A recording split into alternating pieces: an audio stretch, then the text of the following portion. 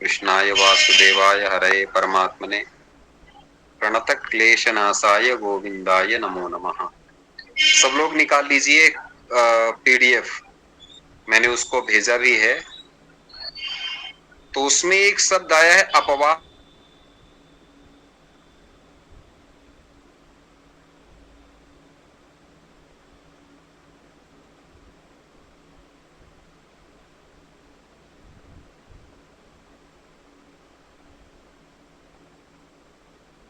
प्रपंचस्य वस्तु मात्रत्वं तदुक्तम तदुक्तम सत्तत्वतोऽन्यथा प्रथा विकार इत्युदीरितः अतत्तत्वो अन्यथा प्रथा विवर्त इत्युदीरित इति।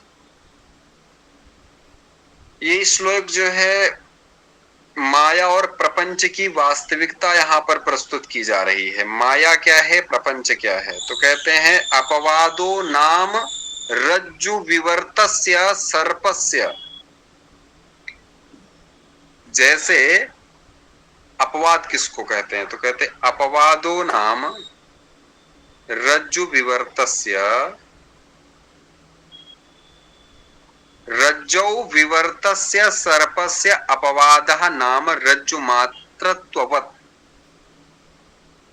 वस्तुनो विवर्तस्य अपवादः वस्तु मात्रत्वम् प्रपंचस्य अज्ञानादेः।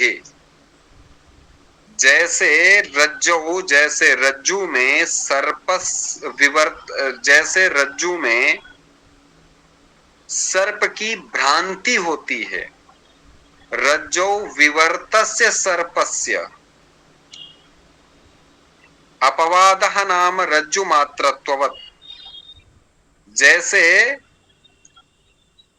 रज्जु में, रस्सी में सर्प की भ्रांति होती है, उसका अपवाद, सर्पस्य अपवाद, उसका अपवाद निवारण, अपवाद को हम क्या कहेंगे? निवारण। उसका निवारण ये जानने से होता है कि ये तो रस्सी ही है। रज्जो सर्पस्य अपवादः नाम रज्जु मात्रत्ववत्।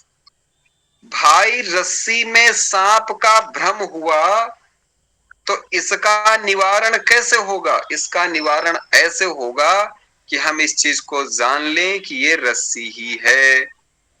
इस चीज को जान लेने से निवारण हो जाता है कि ये रस्सी है। जैसे एक बार अमेरिका में एक व्यक्ति अब्राहम लिंकन का उसने अभिनय किया और अभिनय इतना अच्छा, इतना जबरदस्त अभिनय था, इतना प्यारा अभिनय था कि लोग चौंक पड़े, दंग रह गए। और वो जो अभिनय खत्म हुआ, नीचे उतरा, बाहर आया, तो लोगों ने उसे अब्राहम लिंकन समझ करके उसके साथ बिहेव करना शुरू किया। लोग आकर के हाथ मिला रहे हैं, लोग आकर के जिंदाबाद कर रहे हैं, लोग आगे पीछे दौड़ रहे हैं, लेकिन वो तो अभिनेता था। उसका वास्तविक रूप क्या है? कहे भाई उसका वास्तविक रूप तो अभिनेता है ना कि अब्राहम लिंकन। अब्राहम लिंकन का निवारण कैसे होगा? अब्राहम लिंकन का वो, उसके ऊपर जो अब्राहम लिंकन का आक्षेप हो चुका है, इसके उसके ऊपर जो अब्राहम लिंकन का भ्रम पैदा हो चुका है, वो भ्रम तब खत्म होगा जब ये जान लिया जाएगा कि ये केवल अभिनेता है, अब्राहम लिंकन नहीं है। जैसे रस्सी में ये तो हुआ रामायण में भी, तो यही हुआ। रामायण जब सीरियल चला तो अरुण गोविल को लोग राम जी जैसा ही मानते थे, वैसे ही उनको प्रणाम करते थे सब। और दीपिका को भी मैंने सीता का ही दर्जा मिला कुछ वर्षों तक। तो ये सब नहीं होना चाहिए। मेरी दृष्टि इस पे अलग है। मुझे क्या लगता है कि अरुण गोविल जैसे लोगों को हम देवता बना, नहीं, ठीक है, अभिनय अपनी जगह होता है, अभिनय खत्म, उसके बाद व्यक्ति व्यक्ति बचा। हुआ क्या पर कि हुआ तो था ना, ऐसे हुआ तो था ना कि ये लोग जाते थे तो लोग हुआ, हमारे यहाँ भी हुआ।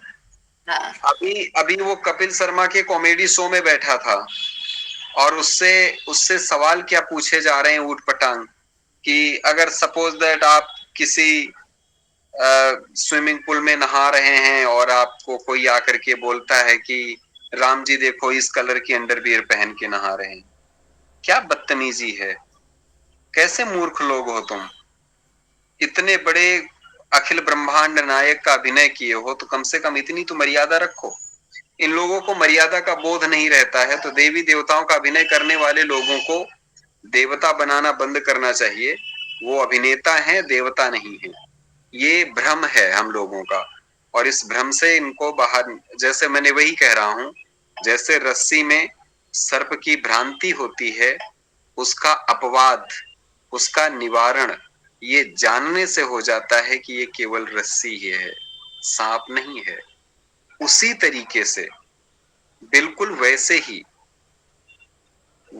वस्तुनो विवर्तस्य अपवादः, वस्तुनो विवर्तस्य अपवादः वस्तु मात्रत्वं प्रपंचस्य अज्ञानादेः।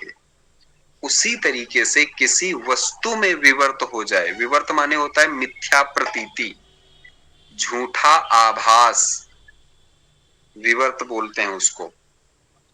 उसी तरीके से किसी वस्तु में जो विवर्त होता है माने मिथ्या प्रतीति होती है, उसका निवारण तब होता है जब ये ज्ञात हो जाता है कि ये तो केवल वही वस्तु है मात्र है माने ब्रह्म मात्र है, ये तो केवल वस्तु मात्र है माने ब्रह्म मात्र है।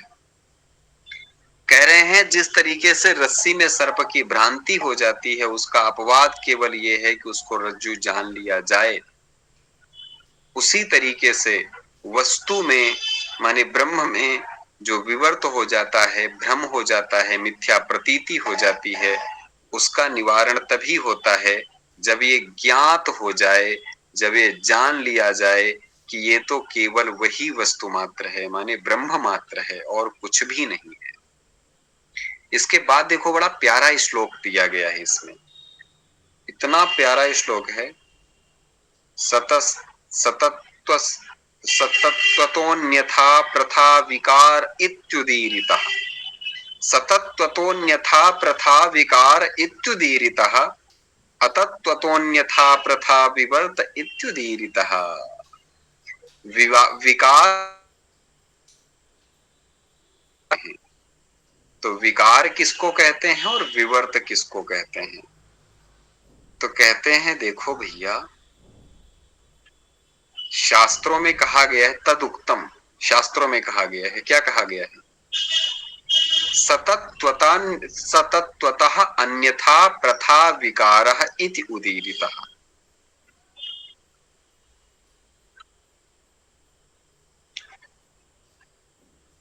अच्छा, हम अगर आपसे पूछे विकार क्या है तो आप क्या बताएंगे? विकार और विवर्त अपनी अपनी तरफ से बताइए थोड़ा थोड़ा। विवर्त तो आपने बता ही दिया, मिथ्या प्रतीति, जैसे रस्सी को सर्प समझ लिया। और विकार माने जैसे दूध फट गया तो दूध में विकार आ गया। विकार और विवर्त दोनों बहुत स्पष्ट हैं। सतत्वतोन्यथा प्रथा विकार इत्युदीरितः, कहते हैं जब किसी वस्तु के वास्तविक स्वरूप को, किसी वस्तु का वास्तविक स्वरूप जो होता है, सतत्वतः अन्यथा प्रथा विकारः इति उदीरितः, जब किसी वस्तु का वास्तविक स्वरूप, उसके वास्तविक स्वरूप को किसी अन्य रूप में देखा जाए, जब किसी वस्तु के वास्तविक स्वरूप को किसी अन्य रूप में देखा जाए तो वो विकार कहा जाता है। विकार इति उदीरितः, जब किसी वस्तु के वास्तविक स्वरूप को किसी अन्य रूप में देखना, जैसे हमने रस्सी को सांप देख लिया था, खेत में खड़े सूखे किसी पेड़ के तने को हमने इंसान मान लिया, उड़ते हुए कपड़े को चुड़ैल भूत मान लिया, अलग अलग चीजें होती हैं, भ्रम बन जाता है, हकीकत वो नहीं होता है। तो कहते हैं कि जब किसी भी वस्तु का वास्तविक स्वरूप हम ना समझ करके कोई अन्य रूप समझ लें, तो वो कहा जाता है विक हिसाब से एक तो सेकंड। विकार और विवर्त एक ही हो गया, आपने हाँ, तो जो भी नहीं बताया। नहीं नहीं नहीं, गलत बोल गया मैं। जब किसी वस्तु के वास्तविक स्वरूप को किसी अन्य रूप में देखा जाए तो विकार है, किंतु जब अवास्तविक वस्तु किसी अन्य रूप में प्रतीत हो तो वो विवर्त है। फिर से रिपीट कर दे रहा हूं, जब कोई वस्तु वास्तविक स्वरूप, किसी वस्तु के वास्तविक स्वरूप को किसी अन्य रूप में देखा जाए, ये बात सही है। जैसे वास्तविक स्वरूप है उसको अन्य रूप में देखा जाए तो ये विकार, और जब अवास्तविक वस्तु किसी अन्य रूप में प्रतीत हो तो विवर्त कहा जाएगा। तो विकार को ऐसे समझना है, जब कोई वस्तु वास्तव में बदल जाए तो विकार है। दूध दही बन जाना, दूध का दही बन जाना, ये विकार है। यहां दूध की सत्ता नष्ट हो जाती है और नया पदार्थ उत्पन्न होता है, उसी को हम विकार कहते हैं। उसको हम दही कह दिए, वो विकार उत्पन्न हुआ। माने वास्तविक स्वरूप ना रह करके अन्य रूप में देख लेना, देखना, वो विकार होता है। दही से, दूध से दही का बनना, ये विकार है। फिर आता है विवर्त। जब कोई वस्तु अपने स्वरूप में बिना बदले कुछ भी न बदले, लेकिन उसमें और प्रतीति होने लगी किसी और चीज की। उसमें बदलाव तो कोई नहीं होता है, लेकिन प्रतीति, अनुभव, अनुभूति किसी अन्य चीज की होने लगती है, तब हम उसको विवर्त कहते हैं। जैसे रस्सी में हमने सांप की प्रतीति किया, यहां पर वास्तव में कोई सांप नहीं है, रस्सी है। केवल अज्ञानतावश हमको भ्रम हो गया, प्रतीति हो गई, इसलिए हम इसको यहां पर क्या मान बैठे, सांप मान बैठे।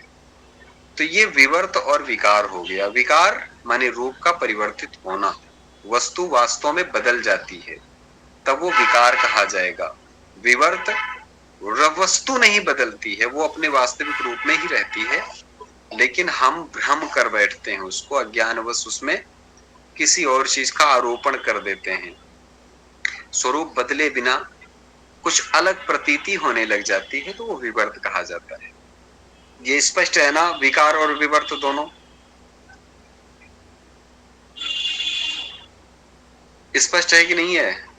जी जी स्पष्ट है। एकदम एकदम। तो अब अद्वैत वेदांत में इस सिद्धांत को कहते क्या है? अद्वैत वेदांत में ब्रह्म सत्यम, माइक बंद कर लीजिए माता जी, ब्रह्म सत्यम जगन मिथ्या जीवो ब्रह्मैव नापरा। माने ब्रह्म ही सत्य है, जगत मिथ्या है।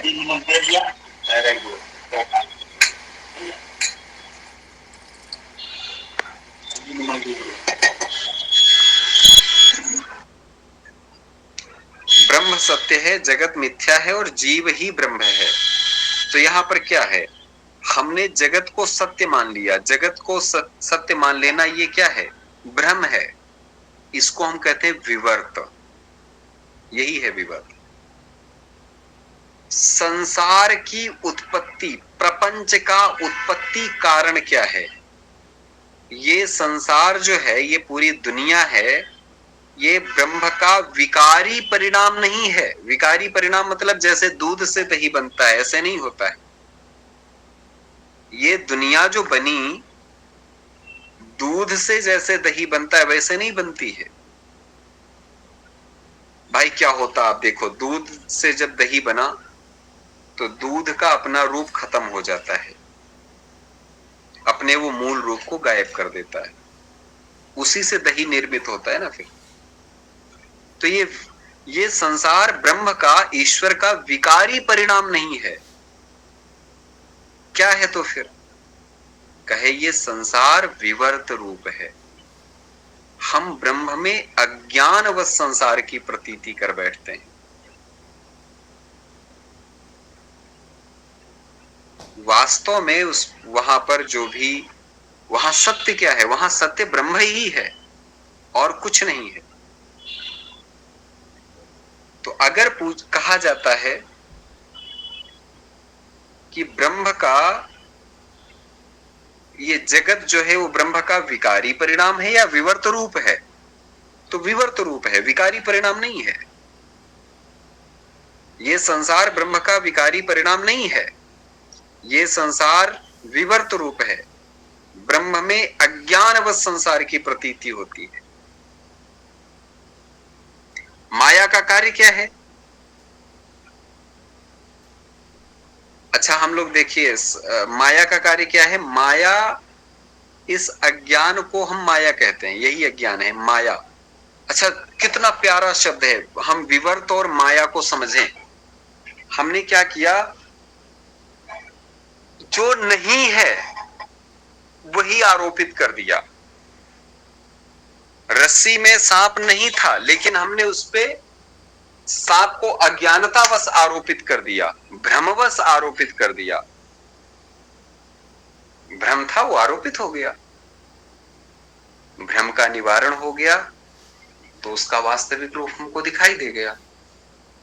तो इस अज्ञान को, ये अज्ञान ही तो है, इस अज्ञान को हम माया कहते हैं। माया का मतलब क्या है? मा माने नहीं, या माने जो नहीं है फिर भी हम उसको मान बैठते हैं। उसकी जो नहीं है फिर भी हम उसको मान बैठते हैं। गोस्वामी तुलसीदास जी ने क्या कहा है? यन माया वसवर्ति विश्वम अखिलम भादि देवा सुराह यत् सत्वादमृषैव भाति सकलम रज्जौ यथा हेर्भ्रमः तत् पादप्लवमेकमेव हि भवाम्भोधेस्तितीर्षावतां वन्देहं तमशेष कारण परम रामाख्यमीशम हरिम। क्या है ये माया? जो है, माया के कारण ही हम ब्रह्म को अलग अलग रूपों में देखते हैं, और ये माया ही हमको नचा रही है, ऐसा हमको महसूस होता है। और यही हकीकत है, हम अज्ञानता के वशीभूत होकर के नाच रहे हैं।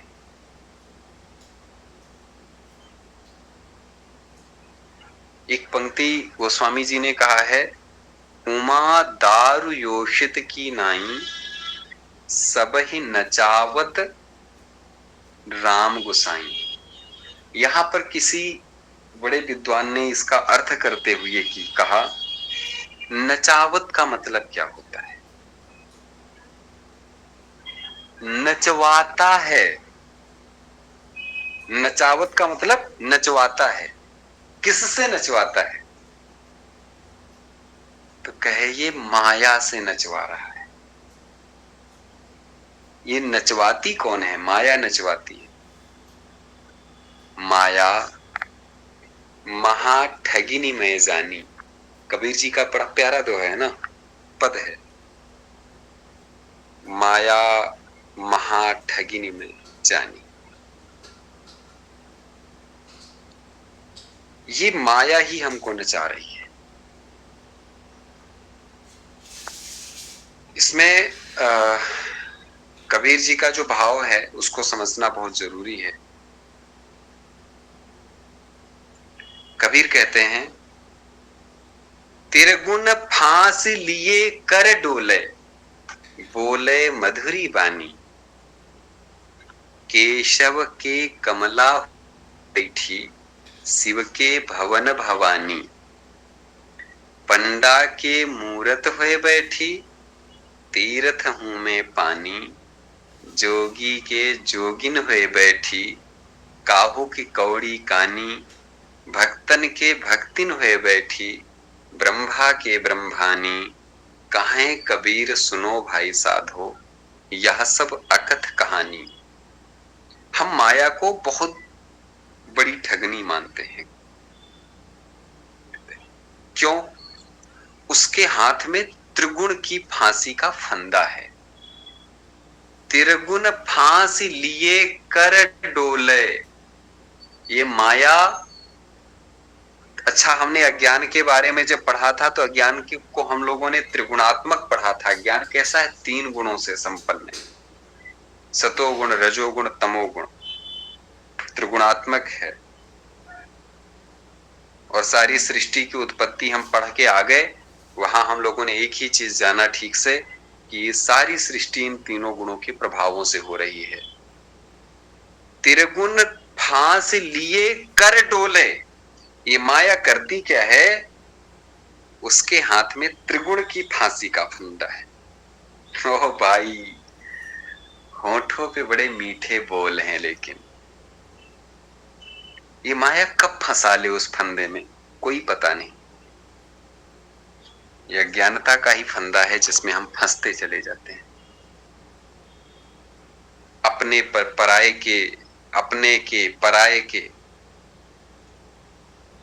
सुख के दुख के, हानि के लाभ के, जय के पराजय के, यश के अपयश के, सारे चक्र तभी चल पाते हैं जब हम सुख के लिए, यश के लिए, जय के लिए और सुकीर्ति के लिए दौड़ते हैं। हमारी भाग दौड़ जब उसी के लिए होती है तो ये माया उसी फंदे में हमको डोल फंसा लेती है। बोलती तो बड़ी मधुरी बानी है। माया को यहां पर ठगनी कह रहे हैं, मानवीकरण करते हुए कहते हैं कि ठगनी है और इसके हाथ में 3 गुणों, त्रिगुण की फांसी है, उसमें फंसा लेगी। कैसे फंसा लिया? एक यति, एक अमलात्मा विमलात्मा संत जिसने कभी किसी को कुदृष्टि से तक नहीं देखा, सच्चाई से समझते चलिए स्वरूप, उस व्यक्ति के सामने माया रचित जगत और उस माया रचित जगत की विश्व मोहिनी खड़ी हुई, तो उस मोहिनी को प्राप्त करने के लिए नारद जैसा यति, नारद जैसा मुनि, नारद जैसा अमलात्मा विमलात्मा पागल हो गया, उन्मत्त हो गया और ईश्वर से मांगने भी क्या पहुंच गया। हमारे यहां ईश्वर से मांगना कितना क्या समझा जाता है? ईश्वर से मांग क्या रहे हो? ईश्वर से मांगने क्या पहुंच गया कि प्रभु मुझे रूप दे दो अपने जैसा, अपने जैसा रूप दे दो, आप बहुत सुंदर हैं, अपने जैसा रूप दे दो। कोई कहेगा कि भगवान ने तो फिर नाइंसाफी की वहां पे। ना, ईश्वर ही है जो अनंत रूप है। कौन सा रूप तुमको चाहिए वो तो डिसाइड नहीं किया था ना। अनंत रूप ईश्वर से कौन सा रूप मांगा? प्रभु अपना रूप दे दो, तो भगवान ने दे दिया रूप। एक अमलात्मा विमलात्मा माया के फांस में फंस गया। और हकीकत क्या है? वो संसार, वो जो शहर भी बसाया गया, वो जो नगर बसाया गया, वो भी काल्पनिक नगर था। मोहिनी भी काल्पनिक थी, वो केवल परमात्मा का विलास मात्र था और कुछ नहीं था। होठों पे मीठी वाणी होती है और ये सबको फंसाते चली जाती है। ऐसी है माया। हम भी फंसे हैं। हम भी सवेरे उठते हैं, लंच बॉक्स लेते हैं हाथ में, ऑफिस की तरफ दौड़ गए, लौटेंगे रात को, फिर आए, खाना खाए, फिर सो गए। ऑफिस में दिन भर रोटी कमा रहे हैं, लौट के आए, सो रहे हैं। एक जिसको कहते पैक लाइफ,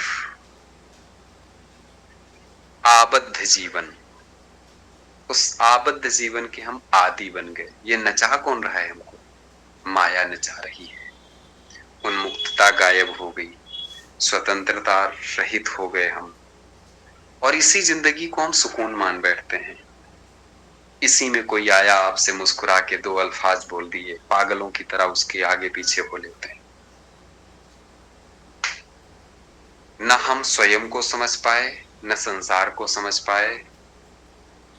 जब स्वयं को और संसार को समझ लेते हैं तो शिव की सन्निधि आसानी से हो जाती है। केशव के कमला हुए बैठी, और शिव के भवन भवानी। ये केशव के यहाँ पर कमला बन बैठी हैं, लक्ष्मी बन के बैठी हैं, और शिव के यहाँ पर भवानी बैठी हैं बन के। केशव इनसे सारे जगत में अर्थ के पीछे उन्मत्तता पैदा कर रहे हैं, और शिव इन्हीं के माध्यम से, इसी माया के माध्यम से समग्र सृष्टि का विलास कर रहे हैं, कभी विनाश कभी विकास। आगे कहते पाड़े मने पंडा के मूरत हुए बैठी, कथहू में पानी। पंडा बैठा है तीर्थ पे, वो मूर्ति बना के बैठता है, उसको पता है कि इसी के सहारे रोजी रोटी चलनी है। वो मूर्ति को स्थापित करके उसी से भक्ति उपासना का स्वरूप दे करके कमा रहा है। तो पंडे को फंसा रखा वहां पे माया ने। तीर्थ में पानी हो करके माया बैठी है। तीर्थ पे जाओगे, घाट पे लोग आएंगे, गंगा स्नान किए, दान करो, सारी चीज। योगी के घर जोगन हुए बैठी, जोगी के जोगिन हुए बैठी, काहू की कौड़ी कानी। जोगी के घर में जोगन हो गई और राजा के घर रानी बन गई। राजा के घर में रानी बन के बैठ गई।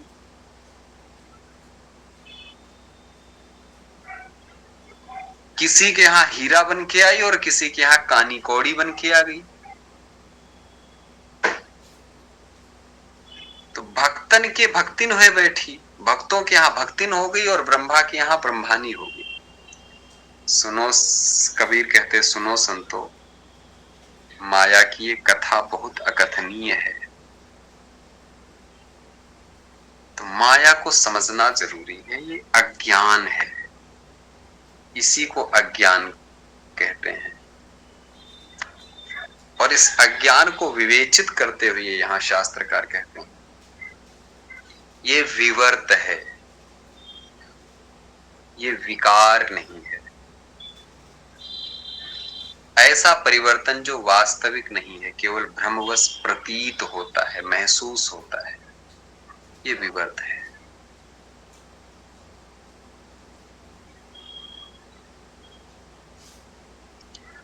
शंकराचार्य जी कहते यथा रज्जु सर्पाद्य भावे पतितो न रज्ज्वाद्यन्यदस्तीति तद्वत् जगतः ब्रह्मणोन्यत्वं नास्ति। जैसे रस्सी के अलावा सर्प वास्तव में नहीं है, वैसे ही ब्रह्म के अलावा कोई वस्तु नहीं है इस दुनिया में, सब कुछ ब्रह्म है। संसार की विविधता केवल अज्ञान जन्य प्रतीति है। ये सारी की सारी जो विविधताएं देखी जा रही हैं, ये अज्ञानता से उत्पन्न होने वाली अनुभूतियां हैं। वस्तुतः एकमात्र वस्तु है, वो है ब्रह्म। जब तक ज्ञान नहीं होता तब तक ये संसार सही महसूस होता है, लेकिन ज्ञान होने पे भ्रम मिट जाता है। विकारी परिवर्तन का सिद्धांत सांख्य और वैशेषिक दर्शन मानते हैं, वेदांत विवर्तवाद मानता है। विकारी परिवर्तन सांख्य में है कि उसके बाद ये बनेगा, इसके बाद ये बनेगा, ऐसी ऐसी चीजें होती, विकार होता है। विकार अलग है, विवर्त है वेदांत। वो भी वेदांत में, केवल अद्वैत वेदांत में। और यही अज्ञान निवारण के द्वारा मोक्ष की ओर ले जाता है।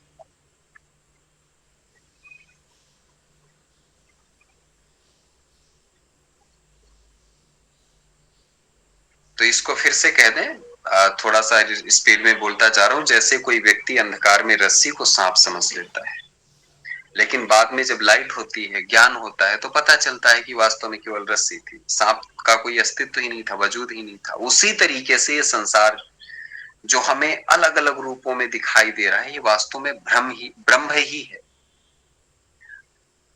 ये संसार वास्तव में नहीं है, बल्कि केवल अज्ञान के कारण ब्रह्म पर आरोपित महसूस हो रहा है, प्रतीत हो रहा है। ये आरोप को ही हम अध्यास बोलते हैं। अध्यास, ये आरोप अज्ञान से उत्पन्न होता है, और जब अज्ञान होता है तो ये आरोप, जब अज्ञान होता है, ज्ञान प्रभावी होता है, तो सारे आरोप दिखाई देते हैं। और जब ये ज्ञान का प्रकाश हो जाता है तो ये आरोप नष्ट हो जाते हैं, केवल ब्रह्म ही शेष रह जाता है। तो इस ज्ञान जन्य आरोप नाश को अपवाद कहते हैं। ज्ञान से ज्ञान जन्य आरोप नाश।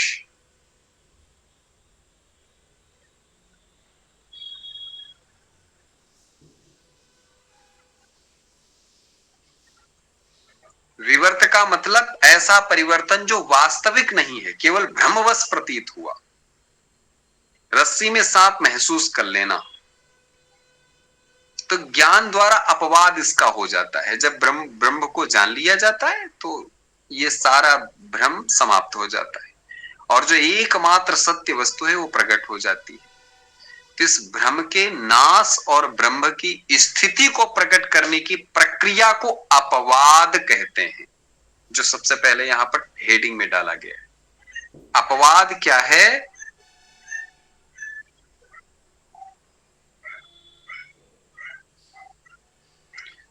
अपवाद कहेंगे जब ब्रह्म को जान लिया जाता है, तब ये सारा भ्रम समाप्त हो जाता है, और जो एकमात्र सत्य वस्तु है वो प्रकाशित हो जाती है, प्रकट हो जाती है, वो ब्रह्म है।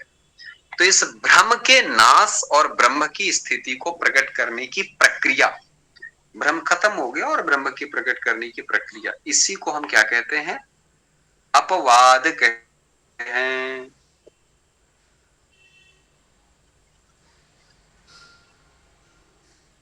तो रस्सी और सर्प का दृष्टांत क्या है? भ्रम और ज्ञान का सर्वश्रेष्ठ उदाहरण। संसार एक आरोप है, ये अज्ञान से उत्पन्न हुआ है।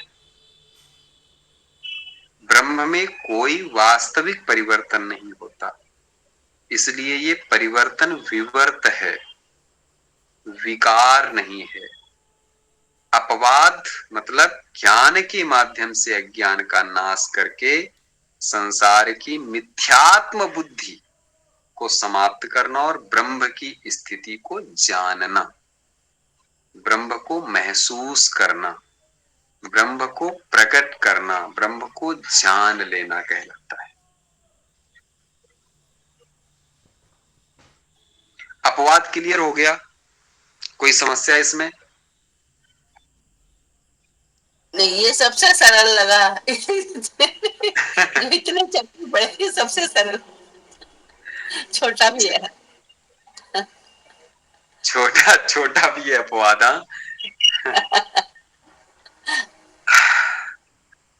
ये बहुत प्यारे प्रकरण है, अपवाद, भ्रम। तो इस तरीके से कबीर भी इसको बड़ा, कबीर ने जो अपना दर्शन प्रस्तुत किया है, वास्तविक तो अद्वैत ही है। कबीर का दर्शन जो है वो अद्वैत है मुख्यतः। शिष्य वो बेशक रामानंद के थे, और रामानंद अद्वैती ना होकर के वो विशिष्टाद्वैत को मानने वाले थे। लेकिन यहां पर जो सिद्धांत प्रस्तुत हो रहा है वो बड़ा स्पष्ट, उन्होंने अद्वैत को ही प्रस्तुत किया है, अद्वैत को रिप्रेजेंट किया है। तो अपवादो नाम रज्जु विवर्तस्य सर्पस्य रज्जु मात्रत्ववद वस्तु विवर्तस्या वस्तुनो ज्ञानादेह प्रपंचस्य वस्तु मात्रत्वम् तदुक्तम सतसत्वतोन्यथा प्रथा विकार इत्युदी अतस्ततोन्यथा प्रथा विवर्त इत्युदीरिता। फिर आगे कहते हैं तथा ही एतत् भोगायतनम चतुर्विध सकल स्थूल शरीर जातम।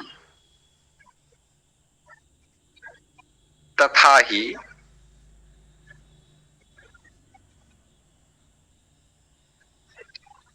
एतत् भोगायतनम, तथा ही एतत् भोगायतनम, चतुर्विध, चार प्रकार के, हम लोगों ने पढ़ा था चार प्रकार के शरीरों के बारे में। ये अलग चैप्टर शुरू हो गया क्या? क्या अपवाद तो शेष हो गया, अलग शुरू हुआ क्या? हाँ, अलग अलग अलग कर रहे हैं, अलग कर रहे हैं। कौन सा इसका हेडिंग क्या है? हेडिंग क्या, आगे देखिए, इसके बढ़िए, आगे बढ़िए ना। अपवाद के बाद तक मैंने तो प्रिंट आउट निकाल के रखा है, तो पदार्थ शोधन प्रकार है।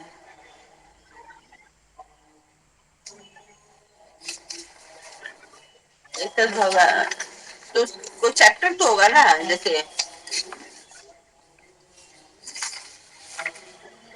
1 सेकेंड बताता हूँ, मैं भी पीडीएफ निकाल लूं।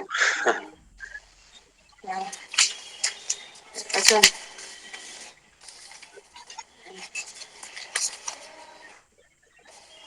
श्री कृष्ण।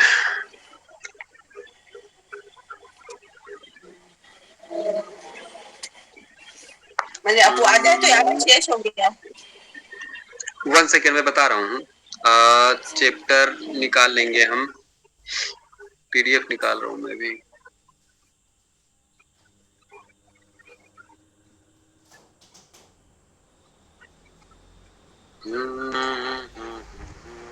सर ये तथाई आचार्य जी, तथाई एतद् तो गायतनम चतुर्वी, हाँ, वही वही में पढ़ा ना, यही वाला ना 21 नंबर है ये। वही बोला तो मैंने, वही था।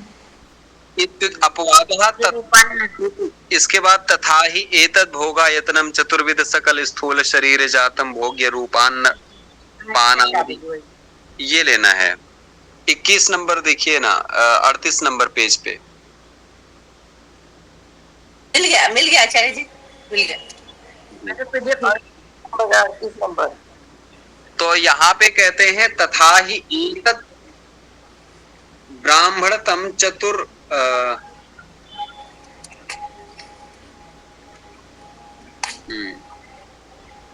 अब ये एक एक शब्द इसमें आया है, उसको समझना है। जैसा कि उदाहरण के रूप में कहा जाता है कि चतुर्विंशति शकल स्थूल शरीर जातम, ये 24 प्रकार के स्थूल शरीर हैं जो भोक्तृत्व माने भोग करने की क्षमता के लिए उपकरण हैं,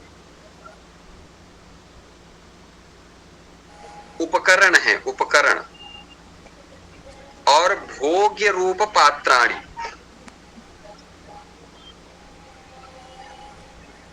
भोग्य रूप भोग्य रूप पान, भोग्य रूप अन्न अन्न आपान आदि।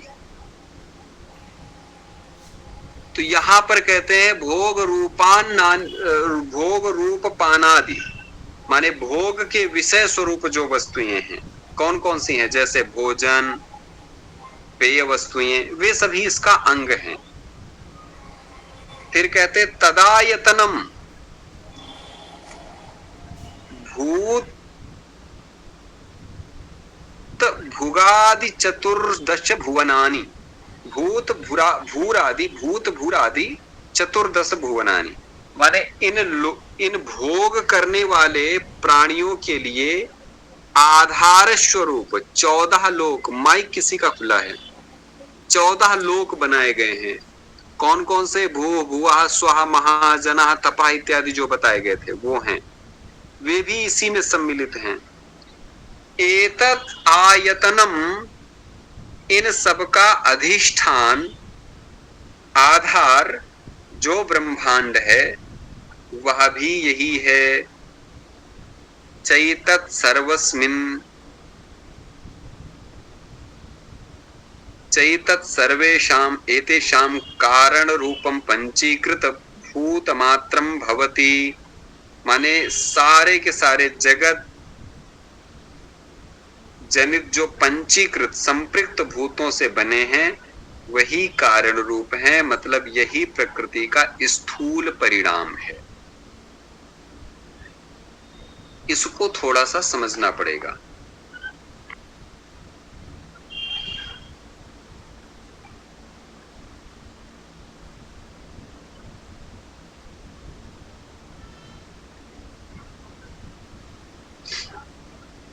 तो तथा ही एतद् भोगा यत लिया, अपवाद समझ लिया, तो कहते हैं कि ये इसका इसका इससे इससे जोड़ क्या है भाई, क्या मामला है, आप इसको बीच में कहां से ले आए। कहते देखो, इसीलिए एतद् भोगायतनम, ये संपूर्ण स्थूल जगत किससे बना है उसे बता रहे हैं। तो 24 प्रकार के स्थूल शरीर हैं। ये वो शरीर हैं जिनमें जीव रहते हैं, जैसे कि मनुष्य, अरे 24 बोल रहा हूं मैं, चतुर्विध है इसमें, चतुर्विंशत नहीं है। 4 प्रकार के जो बोले गए हैं, ये 4 प्रकार के स्थूल शरीर ये बताए गए हैं, जैसे मनुष्य, पशु पक्षी, वो अंडज, श्वेतज, जरायुज, उद्भिज, जो 4 प्रकार के बताए गए थे। तो 4 प्रकार ये, अब ये वो शरीर हैं जिनमें जीव रहते हैं। कौन कौन? अंडज, श्वेतज, जरायुज और उद्भिज, ये रहते हैं। और ये शरीर भोग के साधन हैं। शरीर है क्या? शरीरों के माध्यम से हम भोग करते हैं, भोग के साधन है ये। चलो ठीक है, भोग के साधन हो गए, तो हम भोग किनका करते हैं? तो कहते भोग्य वस्तु ये हैं। तो भोग्य वस्तु ये है, भोग्य रूपान्न पानादिकम, भोग्य रूपान्न पानादिकम, जैसे खाना, पानी, सुगंध, दृश्य, ये सब भोग्य वस्तुएं हैं।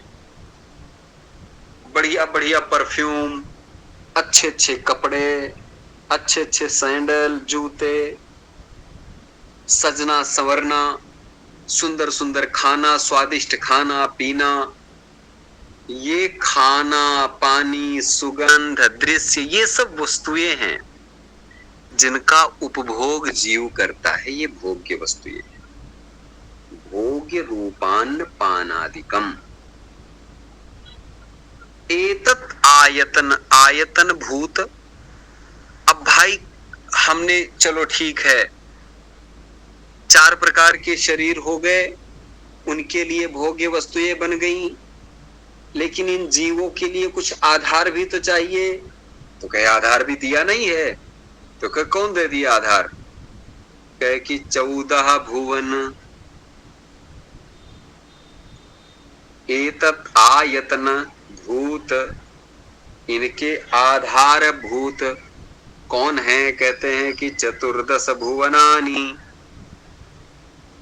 ये है भू भुवः स्वः महाजनः तपः सत्यम, ये ऊर्ध्वलोक, तल अतल वितल सुतल रसातल तलातल पाताल अधोलोक, ये 14 भुवन, ये सभी स्थान जीवों के रहने के लिए और कर्मों का फल भोगने के लिए हैं।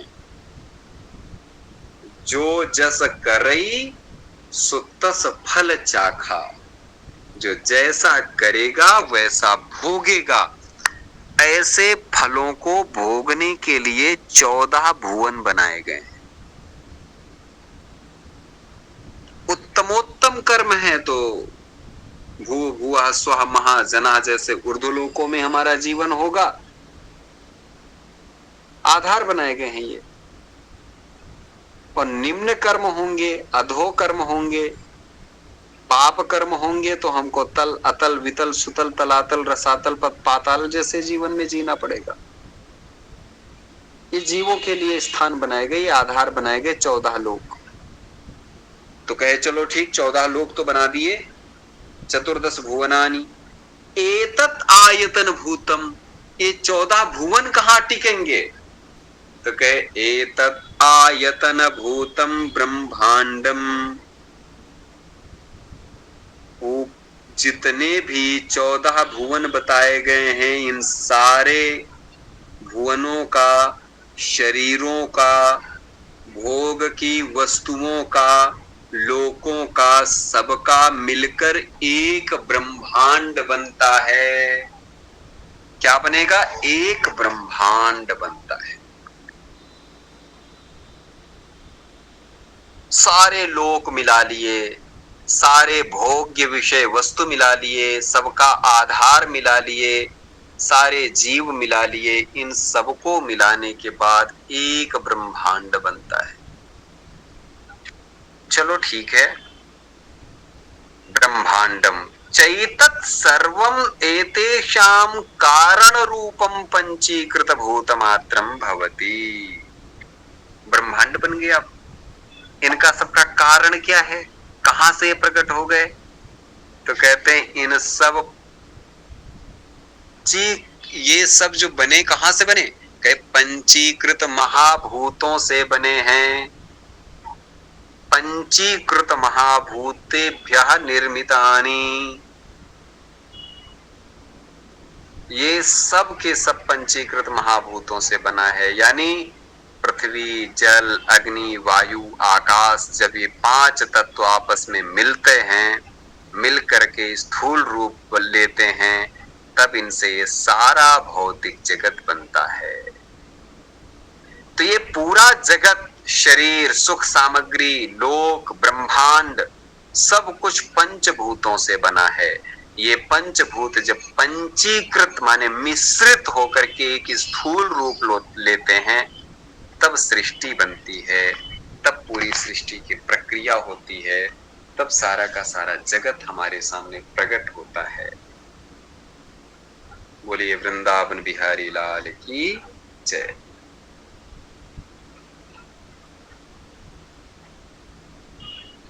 चलो आज इतना ही। हर हर महादेव।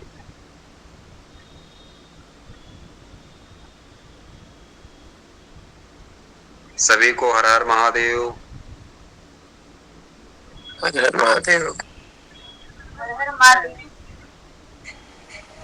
शुभ रात्रि, सभी को बहुत बहुत आभार का।